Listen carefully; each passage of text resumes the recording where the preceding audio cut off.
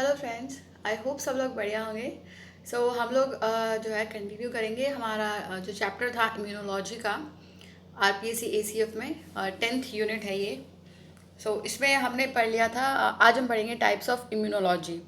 इससे हमने organ of immune system पढ़ लिया था, एंटीबॉडी एंटीजन रिएक्शन देख लिया था, इम्यूनिटी रेगुलेशन देख ली थी, ह्यूमरल और सेल मीडिएटेड।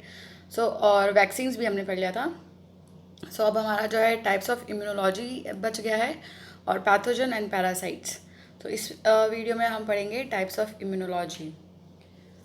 जो ब्रांचेस हैं इम्यूनोलॉजी की, यहाँ पे इम्यून सिस्टम जो है ये इम्यूनोलॉजी की डिफरेंट जो है ब्रांचेस उसमें स्टडी किया जाता है, क्योंकि यहाँ पे अलग अलग लेवल पे जो है इसकी स्टडी बहुत ज़रूरी है। तो सबसे पहला है कि मॉलिक्यूलर इम्यूनोलॉजी जो है उसमें क्या स्टडी होती है।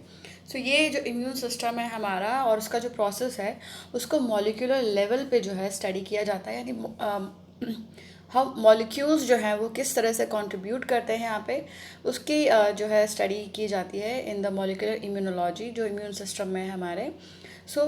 ये जो है molecular immunology is concern with such process as signalizing and activation of immune cells, यानी किस तरह से जो है इम्यून सेल्स जो है वो एक्टिवेट होते हैं, किस तरह से उनको सिग्नल पहुंचते हैं। उसके अलावा उनका स्ट्रक्चर और उनकी फंक्शनिंग जो है मॉलिक्यूल्स की एज रिसेप्टर्स एंड मीडिएटर्स। ये भी जो है इसमें स्टडी किया जाता है। इस जो मॉलिक्यूलर इम्यूनोलॉजी है ये इसकी मदद से जो है बहुत ज़्यादा पॉसिबल हो गया है कि हमारा जो इम्यून सिस्टम का वर्किंग है वो हमें पता है कि वो किस तरह से वर्क करता है मॉलिक्यूलर लेवल पे। और जो इम्यूनोथेरेपी की पर्पज़ हैं इस सिस्टम वो भी हम जो है यहाँ पे उसको भी हम मैनिपुलेट कर सकते हैं various aspects of system for immunotherapy purpose. तो ये हो गया मॉलिक्यूलर इम्यूनोलॉजी। नेक्स्ट जो है हम देखते हैं सेलुलर इम्यूनोलॉजी, यानी सेल लेवल पे जो है वो किस तरह से फंक्शन करती है। इसमें जो है मेन फोकस होता है जो इम्यून सेल्स हैं जो वर्क करते हैं इम्यूनिटी में हमारी। जैसे कि जो डिफरेंट टिश्यूज़ एंड ऑर्गन्स में पाया जाता है हमारी बॉडी में, जैसे बी सेल्स और टी सेल्स। ये जो सेल्स हैं जो इम्यूनिटी में पार्टिसिपेट करते हैं, तो इनकी स्टडी होती है सेलुलर इम्यूनोलॉजी में। ये इम्यूनोलॉजिस्ट जो है यहाँ पे स्टडी करते हैं different functions of cells and how they vary, यानी उनका रिप्रोडक्शन और उनका फंक्शन जो है वो किस तरह से होता है। And this has not only made it possible to determine how different immune cells function, यानी जो डिफरेंट इम्यून सेल्स हैं उनका फंक्शन भी इससे हमें पता चला है। इसके अलावा हम उनको क्लासीफाई भी कर सकते हैं इम्यून सिस्टम के जो सेल्स हैं कि किस तरह से वो रिप्रोड्यूस हो रहे हैं, किस तरह से उनका फंक्शन है, एज वेल एज उनकी जनरल कैरेक्टरिस्टिक्स क्या है। ये हो गया हमारा सेलुलर इम्यूनोलॉजी। नेक्स्ट है इम्यूनोजेनेटिक्स, जिसमें इम्यूनोलॉजी और जेनेटिक्स के बीच का जो रिलेशन है वो स्टडी किया जाता है इसमें, यानी relationship between genetics and diseases, जो गिवन जेनेटिक कंडीशंस जो हैं एंड द इम्यून सिस्टम। इन दिनों की स्टडी होती है इम्यूनोजेनेटिक्स में।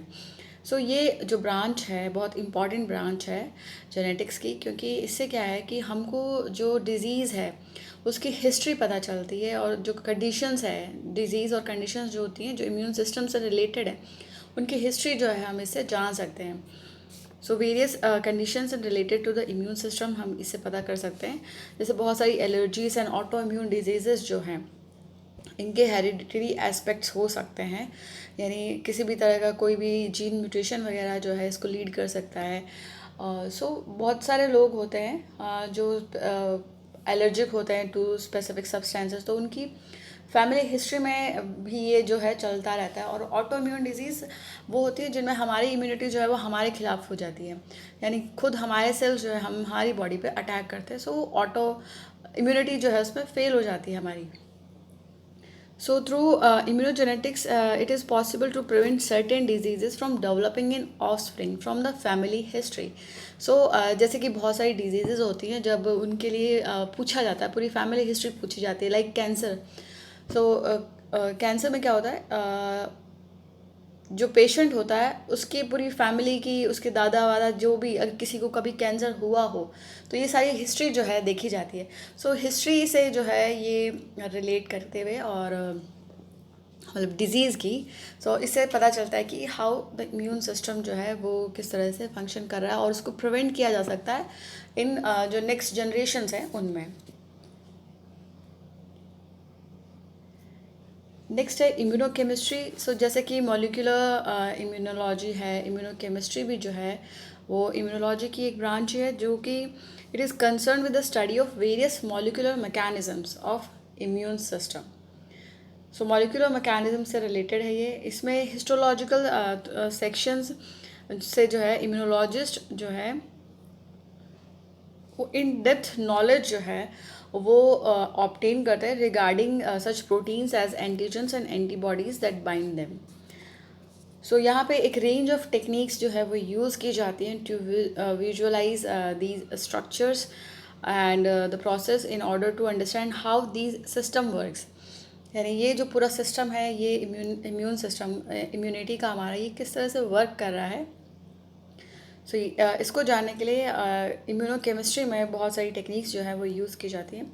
सो जैसे कि एंजाइम और सबस्ट्रेट रिएक्शन है वो यूज़ की जाती है to study how immune cells interact with and destroy invading organism, क्योंकि यहाँ पे एंटीजन्स आते हैं जो पैथोजन है उनके साथ, और उनके खिलाफ जो है हमारी बॉडी में बनती हैं एंटीबॉडीज़।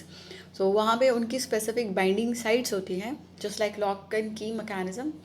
सो ये फर्दर जो है इम्यूनोकेमिस्ट्री उसी को जो है स्टडी करती है कि ये जो है किस तरह से होता है हमारी बॉडी में।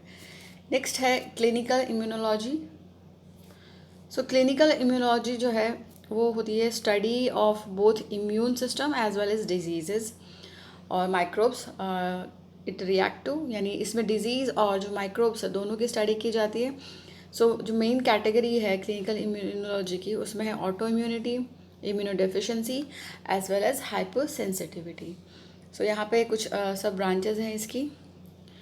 पहला है इम्यूनोफिजिक्स। ये जो है this branch of immunology that uses various approaches जैसे biological, physical etcetera to study and manipulate various immune mechanisms.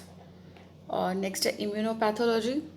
सो ये जो है स्टडी करती है how the immune system respond to various organisms in the body. Immunotoxicology, ये जो है concern है with the impact of toxins on the immune system.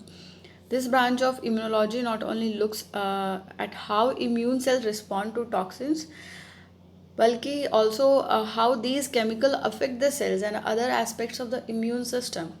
यानी सिर्फ ना तो टॉक्सिन्स का जो है प्रभाव उसको ये जांचती है, बल्कि ये भी देखती है कि ये जो केमिकल्स हैं ये हमारे सेल्स और जो अदर हमारे इम्यूनिटी सिस्टम के एस्पेक्ट्स हैं उसको किस तरह से ये प्रभावित करती है।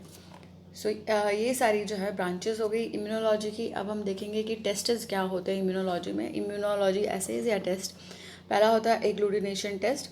सो इम्यूनोलॉजी टेस्ट जो है वो यूज़ किया जाता है for the purpose of testing various conditions, और उसके बारे में जो रिएक्शन मैकेनिज्म इन्वॉल्व है उसके बारे में जानकारी ली जाती है इम्यूनोलॉजी टेस्ट से। सो ये जो टेस्ट हैं ये यूज़ होते हैं for different type of routine, they are use for different type of routine test in hospitals as well as जो है एजुकेशनल पर्पज़ के लिए लैब्स में भी जो है ये किए जाते हैं। और यहाँ पे जो पार्ट है, मोस्ट पार्ट है, these test take advantage of immunity system of the body to detect such molecules as hormones, pigments as well as viruses among them. So यहाँ पे क्या है कि अगर हम ऑब्जर्व करें टाइप ऑफ मॉलिक्यूल्स को that bind to the specific antibodies in the body, so इसे हम जो है आइडेंटिफाई कर सकते हैं कि जो फॉरेन सब्सटेंस है वो कौन सा है और उसके कैरेक्टरिस्टिक्स क्या हैं। और लैब में जो है ये आर्टिफिशियल एंटीबॉडीज़ जो है यूज़ की जाती हैं सिर्फ टेस्टिंग पर्पज़ के लिए कि इस पर्टिकुलर पैथोजन के लिए जो पर्टिकुलर ये एंटीबॉडी जो है वो किस तरह से फंक्शन करती है। सो एग्जांपल्स हैं, पहला है एग्लूटिनेशन टेस्ट। सो यहाँ पे एग्जांपल जो है एग्लूटिनेशन टेस्ट का, ये it includes the bacterial agglutination test and particulate agglutination test and latex agglutination test among others. So ये इन टेस्ट से जो है क्या होता है कि ये पॉसिबल होता है टू आइडेंटिफाई एग्लूटिनेशन यानी क्लम्पिंग जो है as a result of reaction between given antigen and antibody. Next होता है एंजाइम इम्यूनोएसे। तो यहाँ पे ये commonly known as enzyme like immunosorbent assay ELISA जो है टेस्ट है ये। यहाँ पे जो ये एंजाइम्स हैं immunoassay are test use for the purpose of identifying given antibody और antigen in a sample. So ये टेस्ट जो है this test is also use to quantity the molecules of the interest in a sample, quantify the molecules of interest in a sample, यानी उसको जो है quantify करने के लिए भी ये जो है इम्यूनोजॉर्बेंट टेस्ट जो है वो यूज़ किया जा सकता है। और नेक्स्ट है वेस्टर्न ब्लॉट टेस्ट। तो ये एक इंपॉर्टेंट टेक्निक है of molecular immunology that is use to identify certain proteins. For instance HIV diagnosis, the technique is use to detect antibodies of the virus through separation of blood protein. और जो next है complex complete fixation. सो इसमें क्या होता है, most commonly use method है ये, जो कि आइडेंटिफाई यूज़ किया जाता है फॉर आइडेंटिफाइंग और testing the presence of antibody in the serum. So यहाँ पे एक इंडिकेटर सिस्टम यूज़ किया जाता है जो कि एंटीबॉडी की प्रेजेंस को जो है इंडिकेट करता है या टेस्ट करता है। लास्ट है एलर्जी टेस्ट। सो ये जो है इसलिए किए जाते हैं ताकि हम जो एलर्जेंस हैं उनको आइडेंटिफाई कर सकें, उनको डिटरमाइन कर सकते हैं और फिर उससे रिलेटेड जो डायग्नोसिस है हाइपर सेंसिटिविटी का टू वेरियस मॉलिक्यूल्स, उसके लिए भी जो है एलर्जी टेस्ट किए जाते हैं। जैसे जो स्प्रिंग सीज़न आता है तो बहुत सारे लोग जो है वो उनको एलर्जी हो जाती है टू पॉलन ग्रेन्स की वजह से, क्योंकि उस टाइम पॉलन ग्रेन्स जो है सब जगह रहते हैं, वो हमें दिखते नहीं है लेकिन बहुत सारे लोग एलर्जिक होते हैं टू दैट, और कुछ लोगों को डस्ट से एलर्जी होती है। इस तरह से जो टेस्ट हैं ये किए जा सकते हैं टू चेक अवर इम्यूनिटी और उसके अगेंस्ट जो है हमारी बॉडी किस तरह से फंक्शन कर रही है, किस तरह से जो सेल्स हैं वो उनका जो सिस्टम है पूरा किस तरह से एक्टिवेट होता है, किस तरह से वो फाइट करते हैं against these pathogens. So that's it for this video. Next video में हम लोग पढ़ेंगे पैथोजन एंड पैरासाइट्स।